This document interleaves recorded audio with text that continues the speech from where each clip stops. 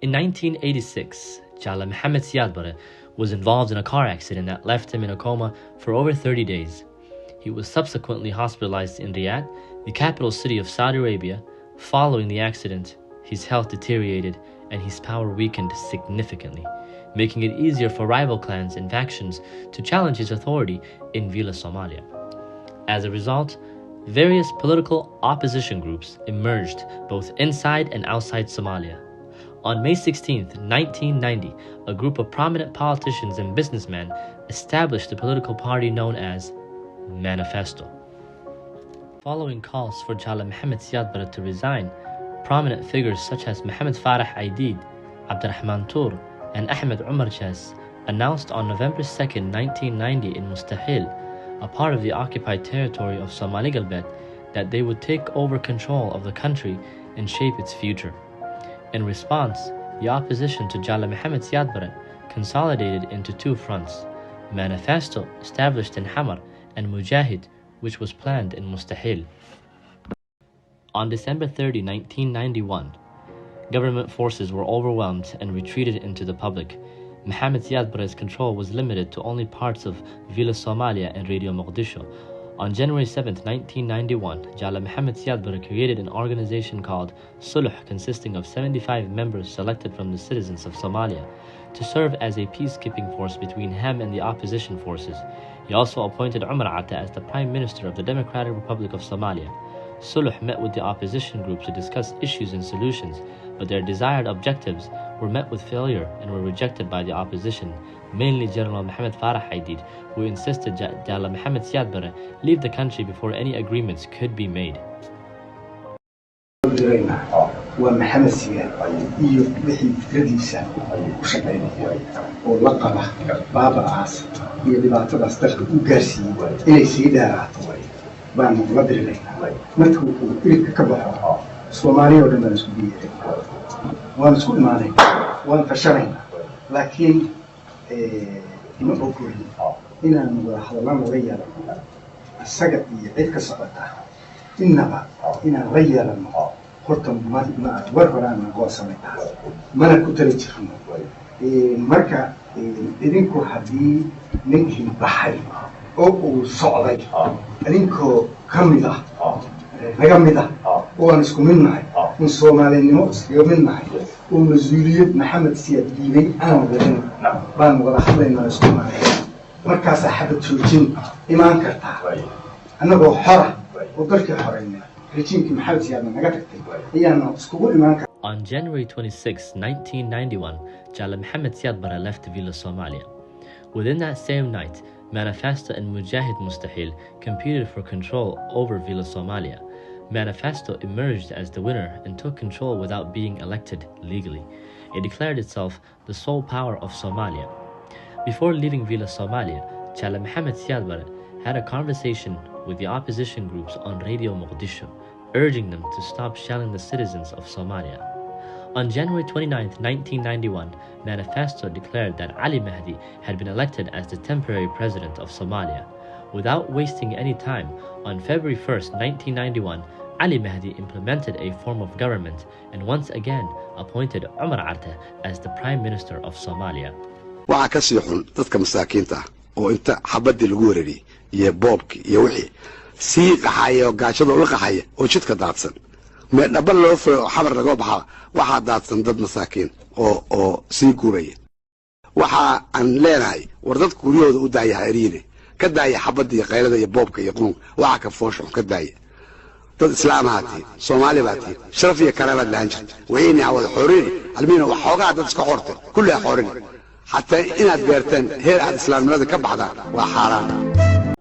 In order to ensure justice and fairness in the newly established government, the leaders of USC opened a dialogue and held meetings at Hotel Tawfiq. However, Mohammed Farah Aidid once again rejected the development of the government and proposed the appointment of a temporary committee. He argued that a new government should not be established until two conditions were met. First, a meeting with all armed rebel groups such as SNM, SSDF, SPM, and secondly, the capture or exile of Jala Mohammed Siad Barre from the country. General Mohammed Farah Aidid stated that it would not be acceptable to build a government in Hamar while Chala Mohammed Siad Barre is still located in Gida, Somalia. Manifesto disagreed with his statement and decided to allow the government under Ali Mahdi to continue functioning. This short video will discuss the significant illegal activities and mistakes that took place following the removal of President Chala Mohammed Siad Barre. The conflict and destruction that ensued were the result of those who were responsible for these actions. Chala Mohammed Siad Barre left the country when the infrastructure was stable, all government offices were stocked, and all government documents were in government buildings. One of the biggest errors made was the decision to dissolve the national military. This move was implemented during the tenure of former Prime Minister Umar Atta, who resided in Saudi Arabia and had a talent for fostering relationships with Middle Eastern countries, particularly Saudi Arabia. It was noteworthy that both Chala Mohammed Siad Barre and Ali Mahdi elected Umar Atta as Prime Minister. It remains puzzling and unusual that an individual like Umar Atta was able to establish relationships with both sides that were at odds with each other and even overthrowing each other. The situation continues to be a mystery to this day. Umar Atta wasted no time in executing his plan, which he had likely been devising for some time. The day following his election, he made a treacherous speech that would go down in history as one of the most ominous ever heard in the nation. Speaking on Radio Mogadishu, he ordered all members of the armed forces to lay down their weapons, abandon their posts, and surrender themselves and all government weapons and ammunition to the armed rebels. Disbanding the armed forces, particularly the National Security Service (NSS), which served as the bedrock and safeguard of the nation and its citizens, would prove to be an enormous blunder. Umar Atta's speech rendered the armed forces powerless, making it fragile and further weakened the unity of the nation. As a result of Umar Atta's speech, the weapons and military equipment of the armed forces fell into the hands of uneducated militias. The damage inflicted upon the nation and its armed forces by Umar Atta Ghalib is indescribable, and to this day there is no clear explanation for his actions and crimes. Some speculate that he was a spy for Ethiopia or other foreign countries, while others believe his goal was to fragment the country, allowing SNM to take advantage of the situation and secede. Notably, the majority of the armed forces, units, and military equipment were located up in the north, particularly the 62nd units.